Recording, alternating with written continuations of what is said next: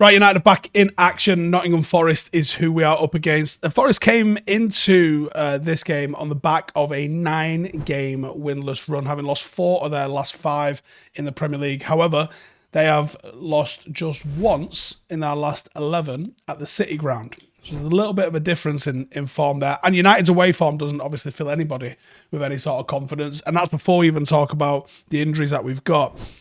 We dropped the ball on Thursday night in the Europa League. We let a 2-0 advantage slip to 2-2. But more worrying than that is it looks like we're probably going to be missing Martinez potentially till the end of the season. Varane probably for this game and hopefully just this game. It's a massive few weeks for the club. There's silverware at play. There are Champions League spots needed to be secured in the league. And we've just won 1 of our last 5 away trips in the Premier League, and that's got defeats to Newcastle, Liverpool and Arsenal. Now, I would argue that Nottingham Forest are a different prospect than Newcastle, Liverpool or Arsenal. But the fact remains, our away form's been shocking, and it needs to improve in a big way. Forest are winless, 3 draws, 6 losses, and without a clean sheet in their last 9 Premier League games. In fact, they're actually winless in all 23 league games in which they've conceded this season, which is probably a good sign. When they've won 6, they've won all 6 of them to 0. So get in there and score, and you're halfway home is the top and bottom of this one, I think. This is actually Forest's first home league game against United since February 1999. What happened there? Well, York and Cole got a brace each, and then Ole Gunnar Solskjaer came on at the 82nd minute and scored 4, which was nice. Right then, how did he play? So Cooper's reverted to a more common and more traditional sort of 4-3-3. Looks a bit like a 4-3-2-1 in possessions. Made them a little bit more solid, a little bit more regimented, and actually quite difficult to break down. Tellingly, though, since October, when they made this tactical switch, their highest possession share in matches that they have won is 39%, with 25% against Liverpool and just 30% against Leeds. Since early February, the tide has started to turn for them, quite possibly because opponents began to work out the weaknesses in Cooper's system, and that stopped allowing Forest to sit back. Across their 9 winless matches, Forest have had the majority of possession on 3 occasions, and that was Fulham, West Ham and Everton, and recorded a higher XG than their opponents only once, compared with 5 times in the previous 10. So it's gone west for them, I think it's safe to say. We've seen teams adapt their system to exploit Cooper's real narrow 4-3-2-1. Leeds and Newcastle, for example, battered them down the flanks, something that United could potentially do. That's where they're lightest, and if you double up in those areas, they've got to move people out of positions centrally where they're being strong, and they don't want to do that. If you do that quickly in a transition, you can take advantage of the really large differences between Forest's defensive line and their front three, and they leave gaps all over those areas when they attack.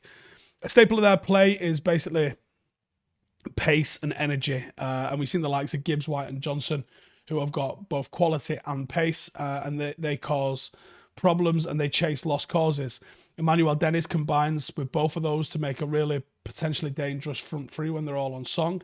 And the quality in the side actually comes from someone who I fucking hate, and that's John Joe Shelby. But he does bring a level of quality, and they're much more dangerous against teams that take them on, and they can utilise those players in transition. I think that's what they're going to expect to do. And with us having not our first choice defence in this one, that is where United have really got to be aware of the weaknesses in a big, big way, because that's where these 3 players in particular could really hurt us. Starman, Brennan Johnson.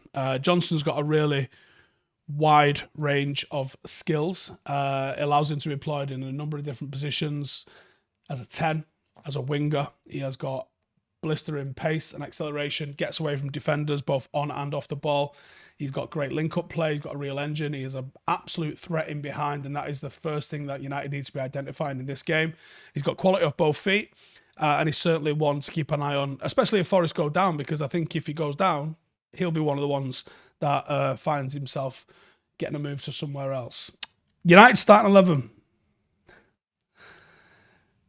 There's some areas of the pitch that are playing well and are very easy to pick. And you start with Casemiro and Sabitzer, you go, yep, no dramas there whatsoever. Them two playing in the 6. Then you go, all right, well, what are we doing outside of that then? Well, we can go with Bruno in the 10. He's been playing a lot deeper recently, and I actually really like it. The element of control that he's brought has been really nice. Okay, on the wings, well, Sancho hasn't lit it up, but he's showing signs of being what we thought he was going to be. So I think you continue with him in the absence of Marcus Rashford on the left. And then you play Anthony on the right. I thought probably Anthony's best game in a United shirt was against Sevilla, sadly, even though he didn't score. I thought it was still the one where he looked the brightest and most confident. Up front, if you can start Tony Martial, you start Tony Martial, because I thought while he was on the pitch, he was maybe one of United's biggest threats against Sevilla. But then what do you do in defence? In defence, United have got dramas. Malacia was poor against Sevilla. But is there many other options? Not really. So Malacia is going to play. Which means you can probably go with Maguire and Shaw at centre-half. If you go with Maguire and Shaw at centre-half, maybe Lindelof, but I think it'll be Maguire and Shaw. At least you've got players that are match fit playing. And probably Wan-Bissaka to deal with the 1v1 that he's going to be getting against this Forest side. So back four, Malacia, Maguire, Shaw, and Wan-Bissaka, De Gea in net. That's about all we can put out. Varane injured, Martinez injured. I don't think Rashford will be back for this one. Scott McTominay is a doubt. I think if things get really bad, Scott McTominay could find his way at centre-half. But that's the situation I think United find ourselves in. Match winner for United, I think it's Anthony. Very bright against Sevilla, looks to be finding his feet at an ideal time in the season, to be honest. Out wide's very important against Forest. And one thing that, even though he's had indifferent or even poor games, I think Anthony's offered a level of balance in the final third, which has been really beneficial to us. So having him holding that position on that side gives United a nice balance across the forward line. If he can be productive, if you can get a goal, that'll make a massive difference to United's chances. And to beat them, you've got to cover. You can be expansive and adventurous, but you're going to have to be wary of their pace of forwards. What are you going to do to cover for Gibbs-White, for Johnson, for Dennis? Because you can't be caught out on transition, and that is what they're going to be looking for. They will be happy to sit back and soak it and try and hit these on the break. You've got to make sure you're +1. Casemiro in midfield will be excellent to help slow the ball coming through midfield or over the defence. But yeah, the back line's going to have to be really, really on it in this one. Tempo. You've got to play at a high tempo and a high energy. They're going to bring that because that's how they play at home. The opportunity for United is to win the midfield battle, because midfield, we absolutely embarrassed them with quality. Sabitzer and Casemiro and Bruno should not be getting touched. They should be able to keep the ball and control the game through midfield. But you've also got to do the basics. Be the first to a second ball. Win those battles. Weather the first 15, 20 minutes when they're going to be bang up for it. And show the quality. If you can do that, you've got a shot. And then pile the pressure on. Only Bournemouth have conceded more goals than Forest have this year. They're vulnerable defensively. Our quality should show.